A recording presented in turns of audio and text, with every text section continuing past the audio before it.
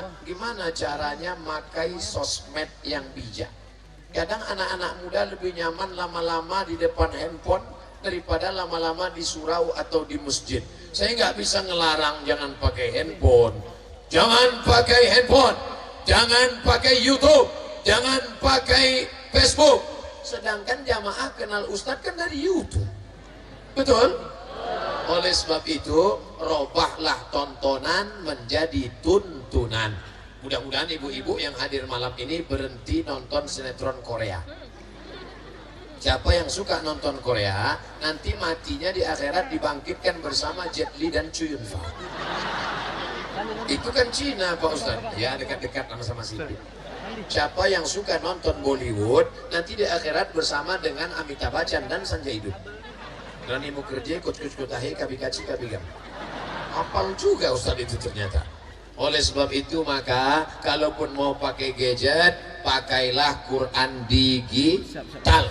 Download di Play Store Quran digital. Kalau mau dengar ceramah. Kalau mau nonton pengajian, gunakan untuk watawasau bil haq, watawasau bisab. Karena HP-nya sudah cerdas. Apa nama HP-nya? Smartphone. HP-nya cerdas, orangnya goblok. Tidak seimbang. Oleh sebab itu maka ini cerdas. Alhamdulillah. Kadang anak-anaknya bisa dikontrol, orang tuanya nggak bisa ngontrol diri. Nauzubillah. Di pesantren anak-anak tidak ada yang main HP. Oh, itu ada yang main HP. Ternyata mereka main HP merekam Ustadz. Dia selfie dari jauh. Besok dia update, alhamdulillah selfie sama Ustadz. Selfie dari jauh. Bapak Ibu yang dimuliakan Allah Subhanahu wa taala. Gunakan internet yang positif, yang baik, jangan untung yang maksiat. Alhamdulillah malam ini semua HP ibu-ibu, bapak-bapak semuanya baik-baik semua insyaallah. Tapi besok pagi kita tak jamin. Ketika saya sedang tausiah, ada anak kecil di depan saya, ini kan HP. Anak kecil kok sudah tahu, pas saya dekati, rupanya HP-nya mati. Dia gaya-gaya aja. Ustadz, apa hukumnya berangkat haji, umroh, terus jalan-jalan? Ya kalau haji nggak jalan gimana? Maksudnya jalan-jalan ke sana, pergi liburan ke sana. Maka ingat ini perjalanan suci. Innallaha thayyibun, Allah maha suci. La yaqbalu illa thayyiban. Allah tidak menerima kecuali yang suci-suci saja. Jangan kotori perjalanan tanah suci, ibadah yang suci dengan mata melihat maksiat, pergi jalan-jalan ke tempat dosa.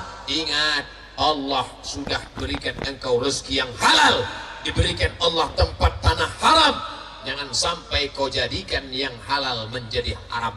Oleh sebab itu gunakan yang baik-baik. Ustaz Somad kalau umroh kemana? Dari Pekanbaru Riau ke Madinah, ke Makkah, pulang lagi. Jangan ibadahnya sudah baik, habis itu kau tengok dosa di tempat-tempat maksiat. Perempuan tingginya 170 cm, kainnya 100 cm. Dinaik ke atas nampak lutut, ditutup ke bawah nampak atas. Dosa. Emangnya Ustaz nggak pernah lihat? Sengaja ngeliat nggak? Terlihat pernah beberapa kali. Tapi kita istighfar mohon ampun kepada Allah. Astaghfirullah Rabbal baraya, astaghfirullah minal khataya. Tadi saya ceramah di Musirawas, ada kertas. Ustadz Somad, ini kertas orang wakaf 1,5 hektar. Bapak yang punya tanah sejauh mata memandang tinggal Pak. Ibu yang punya duit banyak tinggal. Tapi tanah yang kau wakafkan untuk pesantren, itulah yang akan menolong agama Allah Subhanahu wa taala. Oleh sebab itu maka berikan duit, berikan. Tapi biasanya di mana-mana saya ceramah biasanya ada penyebaran kotak. Ini kok nggak ada? Rupanya orang di Lubuk Linggau nggak pakai kotak lagi, langsung ke nomor rekening berikut ini. Mana nomor rekeningnya? Nggak ada juga. Berarti langsung transfer ke hati masing-masing.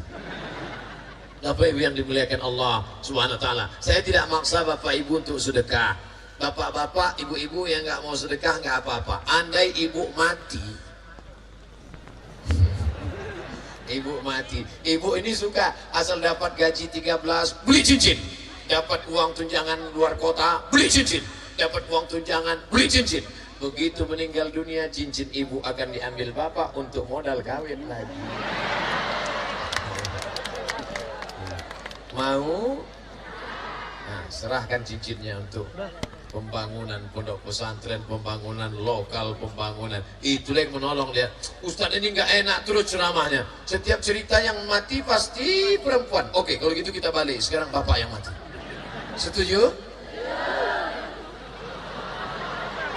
Bapak yang kemana-mana sibuk mengurus kebun sawit, sibuk mengurus karet, sibuk mengurus ruko, sampai nggak sempat sholat, sampai nggak mau sedekah, bakhil, kedekut, pelit, mati. Habis minum kopi mati. Loh, minum kopi kok bisa mati? Kopi Mirna dia minum, mati. Kebun sawitmu akan dijual istrimu karena dia mau nikah sama brownies. Mobilmu yang selama ini nggak pernah boleh dipakai ustadz, yang selama ini kau pakai sombong angkuh, mobilmu akan dipakainya dengan suami mudanya. Tempat tidurmu yang tak pernah kau bolehkan naik anak yatim ke atasnya, suaminya yang baru akan memakai. Sedangkan engkau mati dimakan cacing tanah, Pak. Masih mau nyimpan harta? Simpan aja, nggak apa-apa. Saudara yang dimuliakan Allah Subhanahu wa Ta'ala. Oleh sebab itu, yang kekal abadi mana?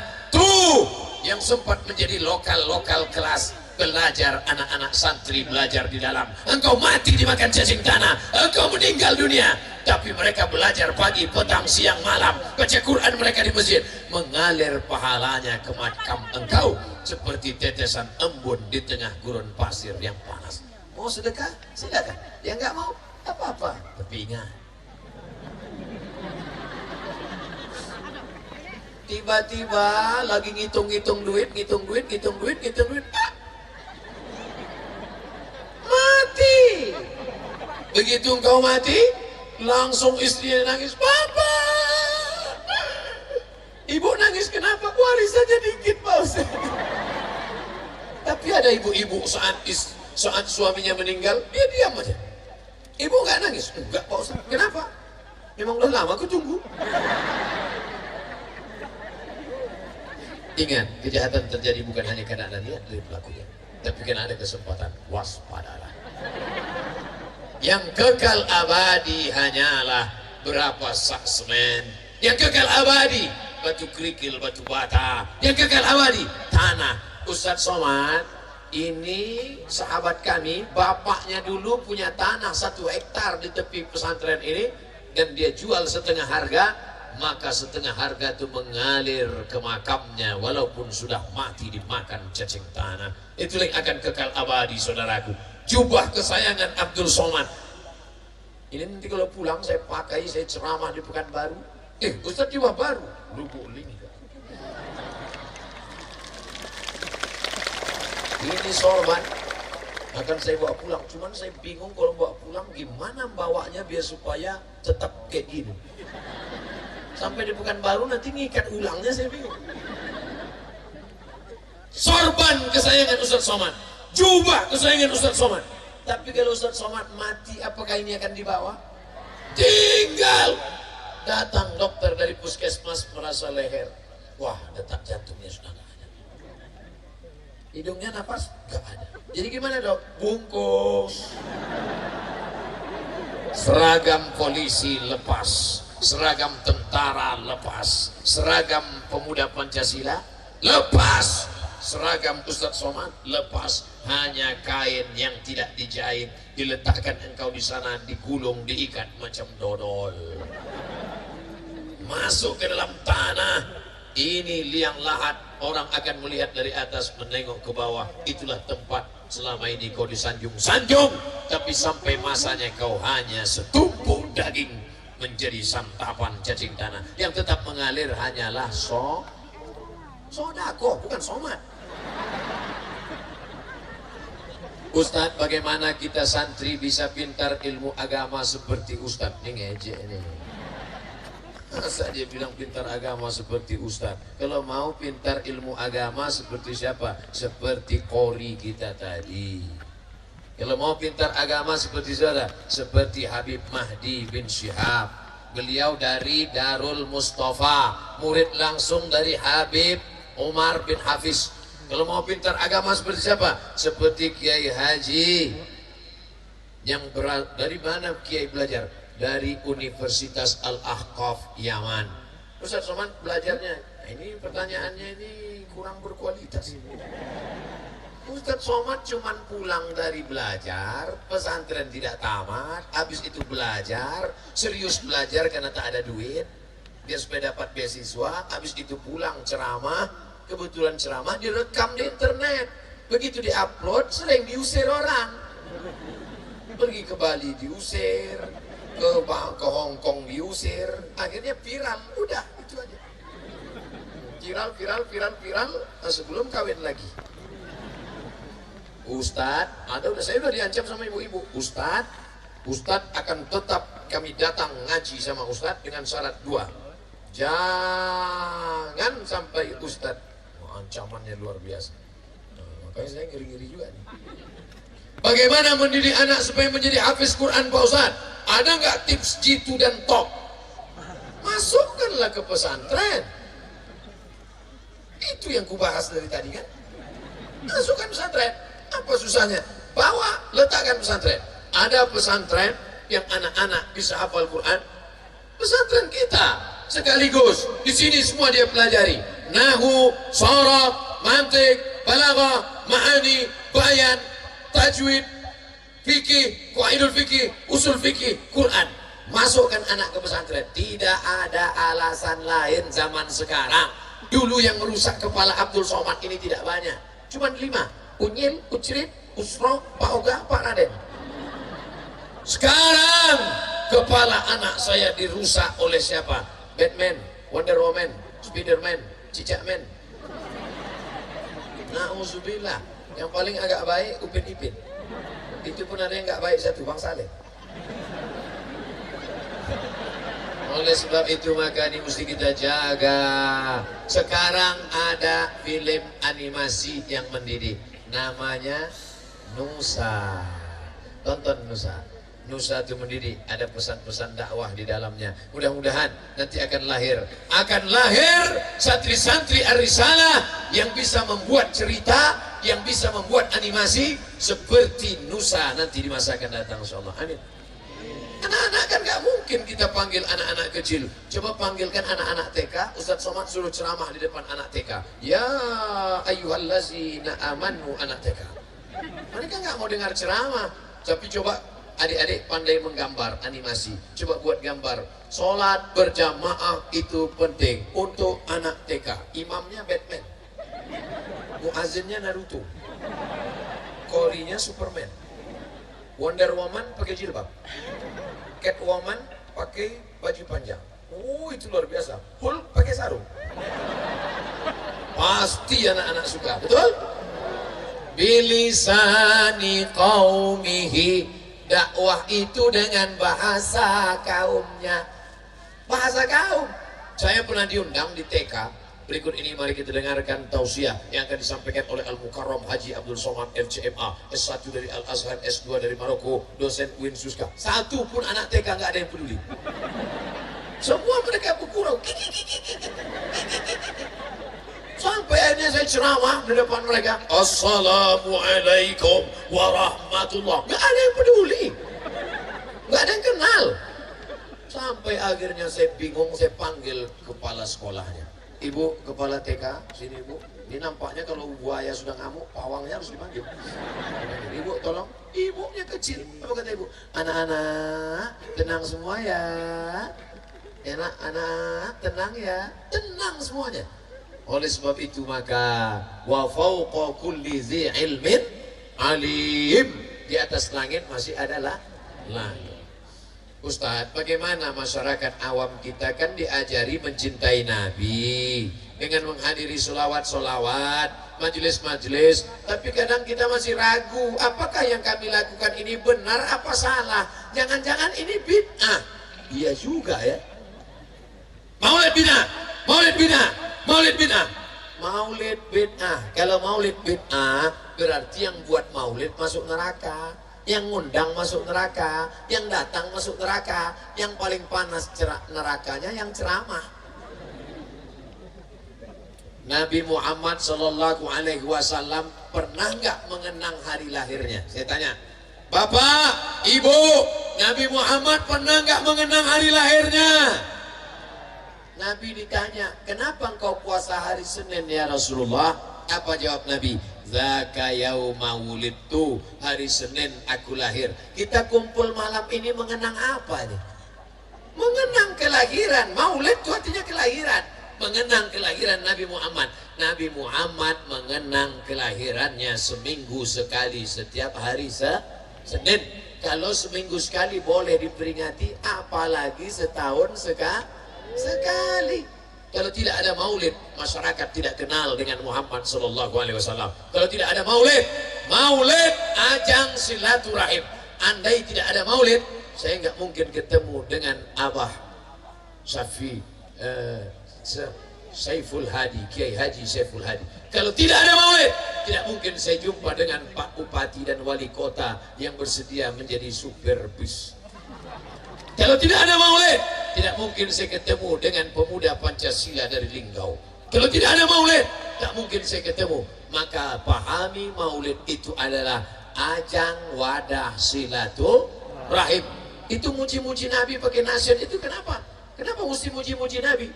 Datang seorang sahabat memuji-muji Nabi. Fatabassama, sakata, Nabi diam. Watabassama, Nabi tersenyum. Itu menunjukkan memuji itu boleh. Ada seorang yang lumpuh, gak bisa apa-apa, cuman bisa nulis saja. Namanya Imam Al-Busiri. Siapa namanya? Imam Al-Busiri. Lumpuh, hanya bisa menulis. Ditulisnya puji-pujian, syair-syair memuji Nabi Muhammad Sallallahu Alaihi Wasallam. Sampai akhirnya suatu malam dia tertidur, nampak Nabi Muhammad meletakkan sorban di pundaknya. Sorban itu bahasa Arabnya burdah. Maka diberilah syair itu, syair burdah. Maulaya salli wa sallim daiman abada ala habibika khairil khalqi kullihim. Tempat nama kotanya Alexandria. Mudah-mudahan anak-anakku nanti diberi Allah rezeki panjang umur bisa ziarah ke makam Imam Al-Busiri di Alexandria. Kairo, ini laut Mediterania.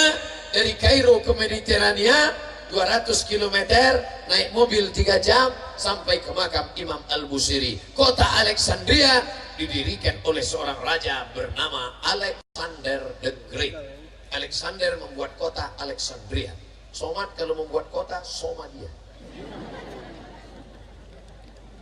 Ustaz, Rasulullah konon katanya suka kucing, tapi saya nggak suka kucing. Malah kalau ada kucing saya usir. Itu bagaimana Pak Ustaz? Ada seorang perempuan, maaf, perempuan tidak baik, wanita tunasusila, melihat seekor anjing menjulurkan lidah kehausan. Lalu perempuan itu dengan sepatu botnya mengambil air sumur, memberikan air itu ke anjing. Karena anjing tidak bisa minum ke sumur karena airnya dalam. Dia ambil dengan sepatu botnya, dia berikan. Akhirnya Allah menurunkan rahmat gara-gara kasih sayang kepada seekor anjing. Tapi jangan gara-gara ini besok pulang semua beli anjing. Ini ceritanya tentang Bani Israel, umat sebelum Nabi Muhammad Sallallahu Alaihi Wasallam. Adapun sekarang nggak boleh miara anjing. Siapa yang memelihara anjing, satu hari amalnya dikurangi sebesar Bukit Uhud. Bukit Uhud panjangnya 7 km. Sementara amalnya sebesar bisul. Jadi setiap hari amalnya min.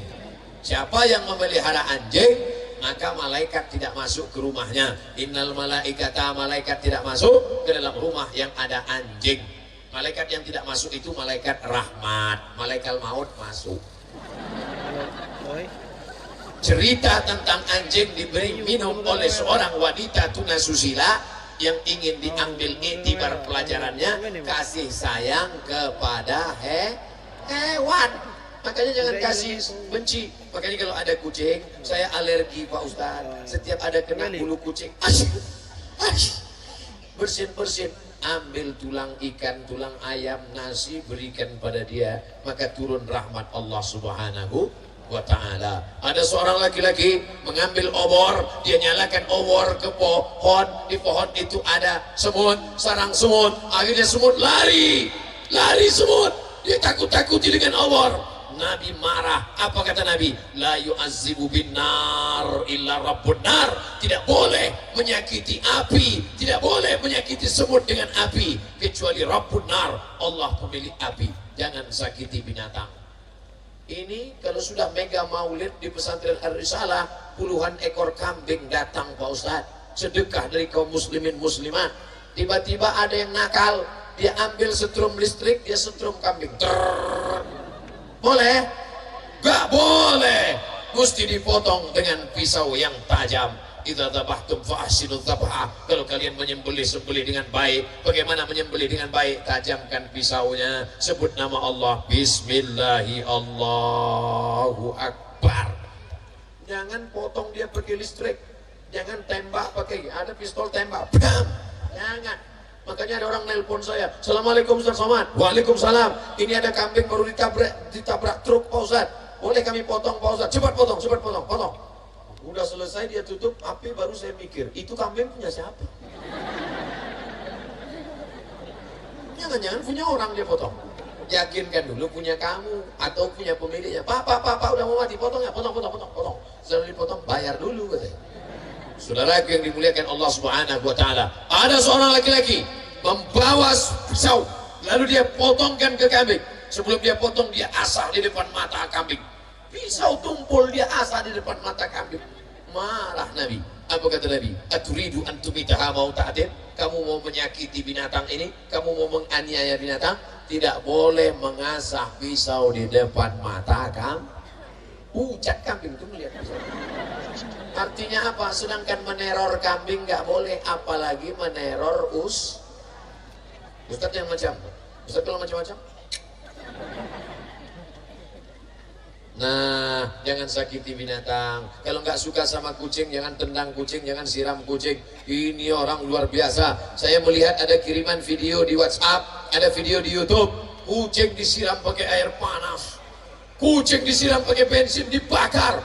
Oh, itu hamba Allah saudaraku. Man la yarham la yurham.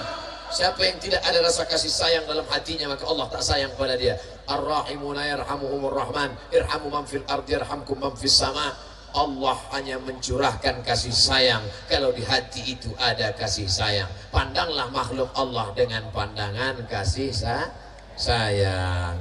Apa ada doa-doa panduan untuk dapat jodoh Pak Ustaz?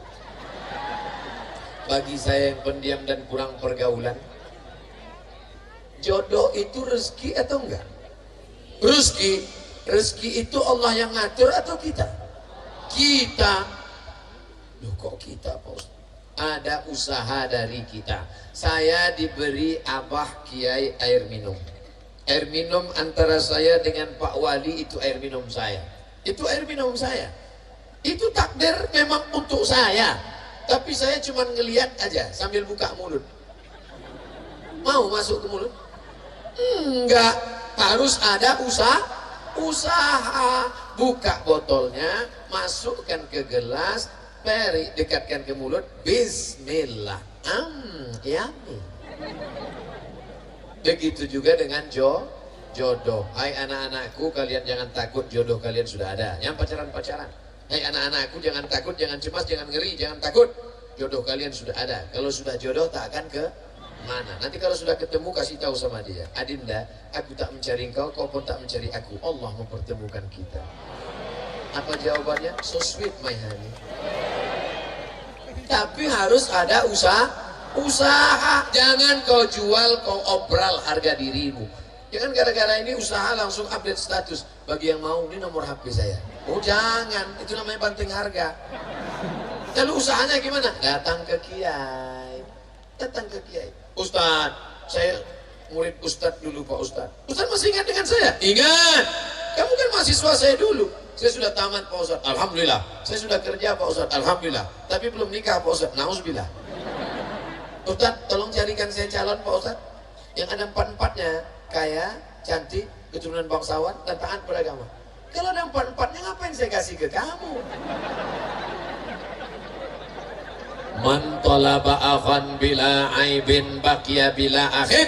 Siapa yang mencari kawan tidak bercacat seumur hidup, tak akan berkawan. Siapa yang mencari teman tidak bercacat seumur hidup, tidak akan berteman. Siapa yang mencari pasangan yang sempurna seumur hidup tidak akan mendapatkan pasangan. Menikah bukan mencari kesempurnaan, tapi menutupi segala kekurangan. Dulu sebelum menikah yang mau dicari paling cantik, paling putih, paling kaya, paling. Ketika sudah menikah mulailah nampak kurang tinggi, kurang mancung, kurang putih, kurang kaya, kurang. Oleh sebab itu maka kau tutupi segala kekurangannya. Insya Allah mudah-mudahan yang hadir pada malam ini mendapatkan jodoh yang baik, yang soleh, yang soleh. Yang bilang amin yang belum nikah. Ini yang udah punya anak, amin. Mudah-mudahan anak-anak kita mendapatkan anak-anak yang hafal Quran.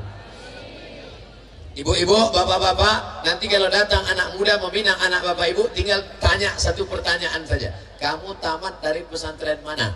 Dari Mazra'atillah, dari Ar-Risalah. Kemon, masuk. Insya Allah fit and proper test mereka sudah lulus. Akidahnya Asy'ari, fikihnya Syafi'i, tasawufnya Junaid Al-Baghdadi dan Abu Hamid Al-Ghazali. Ahlus sunnah wal jamaah. Nanti kita susah ribet repot sendiri kalau lain daripada itu. Maka jangan susah. Jangan lihat materinya. Pak, ini nampaknya calon mantu kita.